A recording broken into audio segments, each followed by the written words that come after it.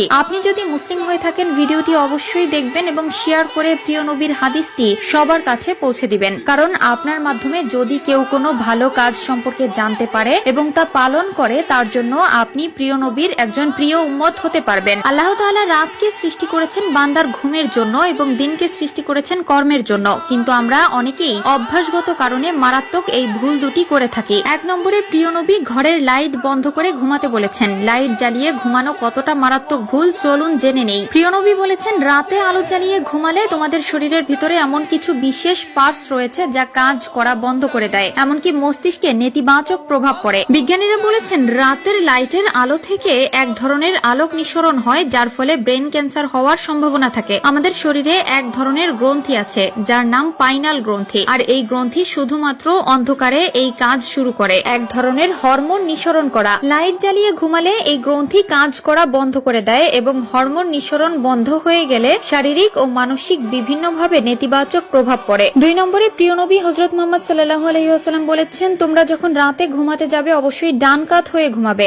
বাম কাত হয়ে ঘুমালে তোমাদের পাকস্থলীতে নানাবিধ সমস্যার দেখা দিবে, যা পরবর্তীতে মারাত্মক রূপ নিতে পারে। বিজ্ঞান বলছে, কোনো মানুষ যদি বাম কাত হয়ে ঘুমায় তাহলে তার পাকস্থলী খাদ্য হজম প্রক্রিয়ায় ব্যাঘাত ঘটে। পাকস্থলী যেহেতু বাম দিকে বাঁকানো, তাই কেউ যদি বাম দিকে শুয়ে থাকে তাহলে তার খাবার এক জায়গায় জড়ো হয়ে থাকে, যা তার পাকস্থলীতে পুরোপুরি ভাবে সচল থাকতে পারে না। এর জন্য খাবারটা ইনস্ট্যান্ট নারীর দিকে যেতে অনেক ব্যাঘাত পোহাতে হয়। আর কোনো ব্যক্তি যদি ডান দিক হয়ে ঘুমায় তাহলে তার খাবার প্যানক্রিসে জমা হয়ে থাকে, যার জন্য খুব সহজেই খাদ্যটি প্যানক্রিস হতে রিকচম নালী পর্যন্ত খুব সহজে পৌঁছাতে পারে। প্রিয় নবী তার উম্মতের জন্য বেশি কিছু নিষেধ করেননি, যেগুলো নিষেধ করেছেন সেগুলো তার উম্মতের মঙ্গলের জন্যই করেছেন। প্রিয় নবীর প্রত্যেকটি কথাই আজকের এই আধুনিক বিজ্ঞান প্রমাণ করে দিচ্ছে। সুবহানাল্লাহ। প্রিয় নবী বলেছেন, তোমরা পেটের 3 ভাগের 1 ভাগ খাবার খাও, 1 ভাগ পানি এবং 1 ভাগ খালি রাখো। এতে তোমাদের শরীর সুস্থ থাকবে এবং রোগ থেকে দূরে থাকতে পারবে। বিজ্ঞানীরাও